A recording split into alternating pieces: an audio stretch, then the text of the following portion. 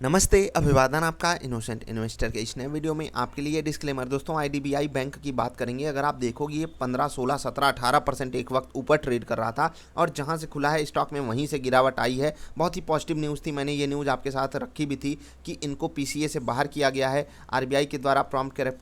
Prompt corrective action, ये RBI एक step है, ले लेती है उन बैंकों के खिलाफ जो कमजोरी दिखाते हैं अपने बिजनेस परफॉर्मेंस में। तो अब आप सोचिए, जब इनके लिए इतनी पॉजिटिव न्यूज़ आई तब भी यहाँ पर मेरे पास क्वेरी जितनी ज़्यादा आई हैं, आईडीबीआई बैंक हमने इतने रेट पे ले लिया, इतने रेट पे ले लिया, क्योंकि जब पॉजिटिव न्यूज़ है तो हर जगह कवर होगी। सबसे पहली चीज़, हर कोई उसको खरीदने के बारे में सोचेगा। अब आप सोच रहे हो कि इतनी बढ़िया न्यूज़ है, जब कोई स्टॉक 17% ऊपर खुल रहा है तो अगर वो आ गया 14 पे तो कुछ कारण होगा ना, वो 14 पे आया। आप खरीदारी अगर वहाँ पर कर लोगे तो ये गलत चीज़ हो जाएगी। आपको सिर्फ और सिर्फ इंट्राडे में किसी ना किसी पैटर्न पे ट्रेड करना होता है, किसी ना किसी इंडिकेटर पे ट्रेड करना होता है। ऐसे किसी हवाई इंडिकेटर के पीछे मत पड़ जाइए, अपनी लॉजिक आपको खुद से लगानी पड़ेगी। मैं कुछ लेवल्स आपको बताना चाहूँगा और वो ये लेवल्स मैंने आपको वीडियो में भी समझाया था, बहुत ध्यान से आपको लेवल समझाया था और आप जाकर चेक कीजिएगा जो जिस लेवल की मैं बात कर रहा हूँ। और सबसे पहली चीज़, आप पैटर्न देखिए। पैटर्न यहाँ पर बिल्कुल नेगेटिव बन रहा है।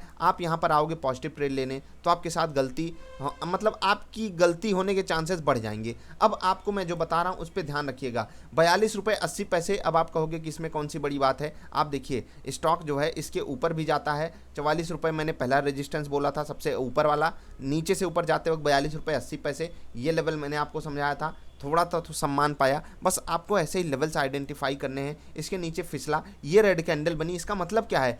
आप इस स्टॉक को अब शॉर्ट कर सकते हो। ठीक है, 44 के नीचे फिसला, आप इस स्टॉक को शॉर्ट कर सकते हो, क्योंकि इसने जो रेजिस्टेंस ऊपर जाते वक्त बनता है वही चीज़ सपोर्ट बन जाता है। आपको ये बात पता है? आपको यहाँ पर प्योरली सेल सिग्नल मिला था या नहीं? आपको यहाँ पर प्योरली सेल सिग्नल मिला था या नहीं? जिनके पास पैटर्न होगा, मैं ये नहीं कह रहा हूँ आप ऐसे स्टॉक्स में आकर ट्रेड कीजिए, लेकिन चीज़ों को समझने की कोशिश किया कीजिए। यहाँ पर फंसने लायक जैसा कुछ था नहीं। और रही बात, अगर आपने इन्वेस्टमेंट सच में इस लेवल पे कुछ सोच समझ कर किया है कि चलो भैया इस स्टॉक जो है ऐसा बाहर आ गया, पीसीए के बाहर प्राइवेटाइजेशन होगा, एलआईसी अपना स्टेक कम कर सकती है, सरकार अपना स्टेक कम कर सकती है, कुछ ना कुछ इस बैंक के साथ अच्छा ही होगा, तो आप बने रहिए। हो सकता है कि आपको वापस 30 का 25 का रेट देखने को मिल जाए वर्स्ट के सिचुएशन में, लेकिन वहाँ पर आपको एडिशन ही करना है। क्योंकि अगर आप बैंक की परफॉर्मेंस देखोगे तो वहाँ पर हमको इंप्रूवमेंट दिखाई दे रहा है। और जो लोग कह रहे हैं कि हमको बस एग्जिट करना किसी भी तरीके से, तो आप यहाँ पर आए थे ट्रेड करने, और अगर आप ट्रेड करने आए हो तो आपको स्टॉप लॉस रखना ही पड़ेगा। मैं इन्वेस्टर्स को बात बता रहा हूँ, और यहाँ पर मैंने आपको सिंपली बता दिया था।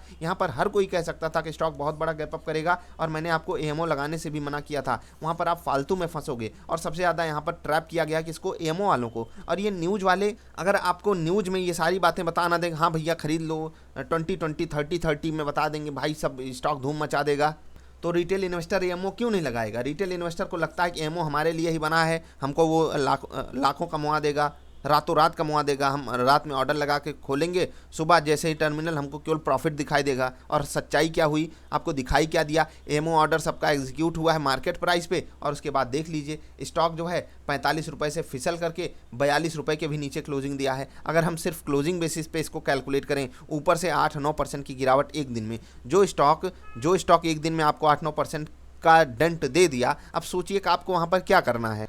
आप सिर्फ यही सोचोगे कि आपका रेट वापस मिले, आप बाहर हो जाओगे। आपको वापस अगर 45 मिल गया तो बहुत ज़्यादा चांसेस है आप तुरंत एग्जिट करोगे। जबकि आपको वहाँ पर एक चीज़ समझनी होगी कि अगर वापस ये नीचे से 45 आया है तो कुछ तो बात है जो इसको अभी औरों से अलग कर रही है।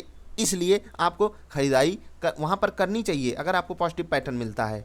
बस रही बात कि अगर आप खरीदारी कर रहे हो तो स्टॉप लॉसेस को मेंटेन रखिए। सवाल पूछने से कुछ नहीं होगा, मैं समझा के थक जाऊंगा, लेकिन आप लोग समझोगे नहीं तो कैसे काम चलेगा? पैसा कमाना इतना आसान थोड़ी है भाई। चीज़ें सिंपल हैं, पर सिंपल चीज़ें पसंद किसको है? फ्री की चीज़ें पसंद किसको हैं?